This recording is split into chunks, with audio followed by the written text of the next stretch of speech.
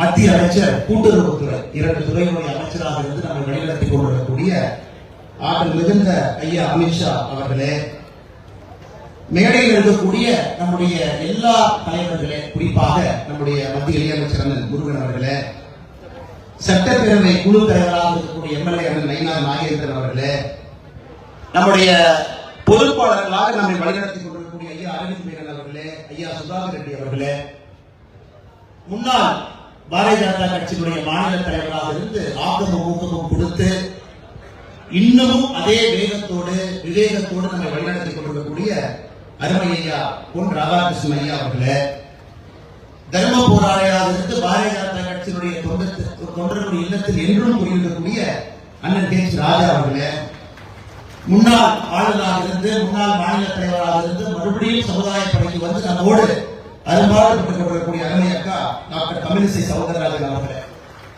ஒரு பாரதிய ஜனதா கட்சியினுடைய ஒரு சட்டமன்ற உறுப்பினர் எப்படி இருப்பார்? தமிழகத்தில் 234 சட்டமன்ற உறுப்பினர்களுக்கு இலக்கணமாக அலுவலகம் ஐஎஸ்ஓ தரை சார்ந்ததிலிருந்து ஒரு கிரீன் பில்டிங்காக இருந்து மோடி மகன் திட்டத்திலிருந்து ஆலயம் திட்டத்திலிருந்து தொடர்ந்து மக்கள் பணி செய்து நம்ம எல்லாம் ஊக்கப்படுத்திக் கொண்டிருக்கக்கூடிய பாரதிய ஜனதா கட்சியினுடைய மகளிர் அணியினுடைய தேசிய தலைவி கோயம்புத்தூர் தெற்கு தொகுதியினுடைய எம்எல்ஏ அக்கா வானதி ஸ்ரீனிவாசன் அவர்களே, மாநிலத்துடைய துணைத் தலைவராக இந்த பகுதியிலே ஒரு நேர்மையான நெஞ்சுரமிக்க தலைவராக இருந்து வழிநடத்திக் கொண்டிருக்கக்கூடிய அண்ணன் கணேசபாபதி அவர்களே, இந்த கட்டிடம் முடிப்பதற்கு மிக முக்கிய காரணமாக இருப்பதோடு மட்டுமில்லாமல் இன்று கோயம்புத்தூர், திருவண்ணாமலை, ராமநாதபுரம் இதற்கு முன்பு 14 கட்டடங்களை திறந்து வைத்து மிக வேகமாக பணியாற்றிக் கொண்டிருக்கக்கூடிய அண்ணன் சக்கரவர்த்தி அவர்களே, நம்முடைய பொருளாளராக இருந்து நம்ம எல்லாம் உண்மையாக வழிநடத்திக் கொண்டு 1998 கோவை குண்டுவெடிப்புல 40 நாளுக்கு மேல ஐசியூல இருந்து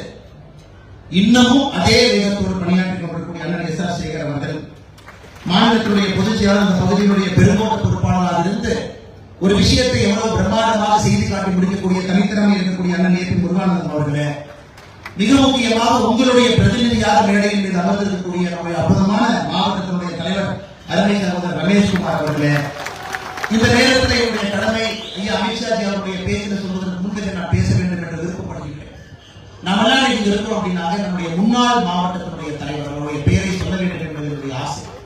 எல்லா தொண்டர்கள் சார்பாக கோயம்புத்தூர் பகுதியிலே பாடுபட்டு ரத்தம் சிந்தி இந்த கட்சியை வளர்த்த இன்று நம்மோடு இல்லை முன்னாள் மாவட்ட தலைவராக இருந்து நம்மை வழிநடத்திய ஐயா வாசுதேவ் ராவ் அவர்களே, அவருடைய மகன் பிரமோத் ராவ் இருக்கின்றார், அவர்களுடைய வழக்கத்தை தெரிவித்துக் கொள்கின்றேன். முன்னாள் மாவட்ட தலைவர் நம்மோடு இல்லை ஐயா கே.எஸ். நடராஜன் அவர்கள், மகன் பாலசுப்ரமணியம் அவர்கள், முன்னாள் மாவட்ட தலைவர் நம்மோடு இல்லை ஐயா பூபதி அவர்களே, அவருடைய மகன் தினேஷ் அவர்கள் இருக்கின்றார். முன்னாள் மாவட்ட தலைவர் ஆறுமுக சந்திரமோகன் அவர்களே, முன்னாள் மாவட்ட தலைவர் ஐயா சின்ராஜ் அவர்களே, முன்னாள் மாவட்ட தலைவர் ஐயா ஆர்.வி. சவுந்தரராஜன் அவர்களே, முன்னாள் மாவட்ட தலைவர் ஐயா பாலகிருஷ்ணன் அவர்களே, முன்னாள் மாவட்ட தலைவர் அருமை சகோதரர் சி.ஆர். நந்தகுமார் அவர்களே, முன்னாள் மாவட்ட தலைவர் அருமை சகோதரர் ஆர். நந்தகுமார் அவர்களே, இதற்கு முந்தைய மாவட்ட தலைவர் அண்ணன் பாலாஜி உத்தம ராமசாமி அவர்களே, அதே போல பாரதிய ஜனதா கட்சிக்காக ரத்தத்தை சிந்தி விசா காலத்திலிருந்து கோயம்புத்தூர்ல இந்த கட்சி வளர்வதற்கு மிக முக்கிய காரணமாக நம்முடைய பெரும் தலைவர் ஐயா மீசா நாராயணன் அவர்களே, வாசுதேவராவ் அவர்களே, ஐயா செங்கை வாசுதேவன் அவர்களே, ஐயா வடகரையில விஸ்வநாதன் அவர்கள், எங்கிருந்தாலும் அவருடைய அன்பும் அரவணைப்பும் எப்பொழுதும் ஒவ்வொரு பாரதிய ஜனதா கட்சியினுடைய தொண்டர்களுக்கும் பொருட்கள். இந்த அலுவலகத்திற்கு முன்பு 2014 பாரதிய ஜனதா கட்சி ஒரு சிறிய அலுவலகத்தை இயக்கிக் கொண்டிருந்தோம். அந்த அலுவலகத்தை நமக்கு சொந்தமாக அளித்து உதவி செய்த பாபா பாலசுப்ரமணியம் அவர்கள் கட்டடத்துக்கு வருவதற்கு முன்பு அவர் அந்த கட்டடத்தை கொடுத்தார். அவரையும் இந்த நேரத்தில் அன்போடு அவர்களுடைய நன்றிகளையும் பாராட்டுகளையும் வாழ்த்துக்களையும் தெரிவித்துக் கொள்கிறேன்.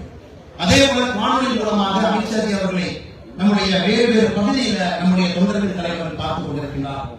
முக்கியமாக ராமநாதபுரம் மாவட்டத்தில் இருக்கக்கூடிய மாவட்டத்தினுடைய தலைவர் அருமை சகோதரர் முரளிதரன் அவர்களே, அங்கு இருக்கக்கூடிய நம்முடைய சட்டமன்ற உறுப்பினர் வாழ்கின்ற காந்தி ஐயா எம்.ஆர். காந்தி அவர்களே, மாநிலத்தினுடைய பொதுச் செயலாளர் ராம சீனிவாசன் அவர்களே, பொன் பாலகணபதி அவர்களே, கருப்பு முருகானந்தம் அவர்களே, திருவண்ணாமலையிலிருந்து இந்த நிகழ்வை பார்த்துக் கொண்டிருக்கக்கூடிய எல்லா தொண்டர்கள், குறிப்பாக மாவட்டத்தினுடைய தலைவர் அருமை சகோதரர் ரமேஷ் அவர்களே, மாநிலத்தினுடைய செயலாளர் இருக்கக்கூடிய அண்ணன் வெங்கடேசன் அவர்களே, பொதுச் செயலாளர் அருமை சகோதரி அக்கா கார்த்திகேயன் அவர்களே, மாநிலத்தினுடைய துணைத் தலைவர் அண்ணன் நரேந்திரன் அவர்களே, எல்லோரும் கூட இந்த நேரத்தில் என்னுடைய சார்ந்த வாழ்த்துக்களை தெரிவித்துக் கொள்கிறேன்.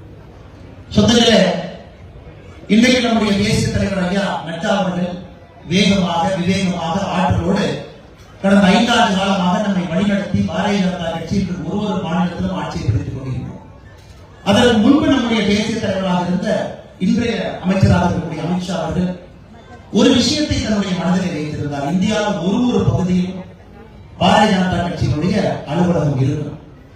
அந்த ஒரு பகுதியிலும் அது நம்முடைய கோவிலாக, நம்முடைய வீடாக, பேசுவதற்கு தேவையான வீடியோ கான்பரன்ஸ் ரூம், நாம் எல்லோரும் தொடர்ந்து படிக்க வேண்டும், நம்முடைய இச்சாசக்தியை வளர்த்துக் கொள்ள வேண்டும் என்பதற்காக ஒரு அலுவலகத்துல புத்தகம் இருக்கக்கூடிய லைப்ரரி எல்லா பாரதிய ஜனதா கட்சி அலுவலகத்திலையும் இந்தியாவிலே வர ஆரம்பித்திருக்கிறது. இன்று ஒரே நாளில் 3 இடத்துல நம்முடைய அமித்ஷா அவர்கள் கோயம்புத்தூர், திருவண்ணாமலை, ராமநாதபுரம் 3 இடத்தையும் கூட துவங்கி வைக்கிறாங்க. அதற்கு உங்கள் சார்பாக நம்முடைய மத்திய அமைச்சர் ஐயா அமித்ஷா அவர்களுக்கு என்னுடைய நன்றியை தெரிவித்துக் கொள்கிறேன். காரணம், என்ன ஒரு சிந்தனை இருக்க வேண்டும், இது போன்ற ஒரு கட்டடத்தை நம்முடைய தொண்டர்களுக்கு அர்ப்பணிக்க வேண்டும். அன்பு சகோதர சகோதரிகள் வேகமாக வளர்ந்து கொண்டிருக்கின்றோம். அதுல எந்த மாற்று கருத்தும் இல்லை. வேகமாக வளர்றதுனாலதான் நம்ம மேல கல்லையும் அதிகமா வீசலாம். பாரதிய ஜனதா கட்சியினுடைய வளர்ச்சி தமிழகத்தில மக்களுடைய மனதில் எல்லாம் போய் தங்க ஆரம்பிச்சிருச்சு. எல்லா இல்லத்திலும் நம்முடைய பாரத பிரதமர் நரேந்திர மோடி அவர்கள் குடியிருக்கிறார். எதிர்கட்சி நண்பர்கள் அவங்களால மக்கள்கிட்ட போக முடியல, அவங்களால மக்கள்கிட்ட பேச முடியல, அவங்களுடைய எந்த ஒரு திட்டமும் கூட மக்கள் பக்கத்திலேயே போகும்.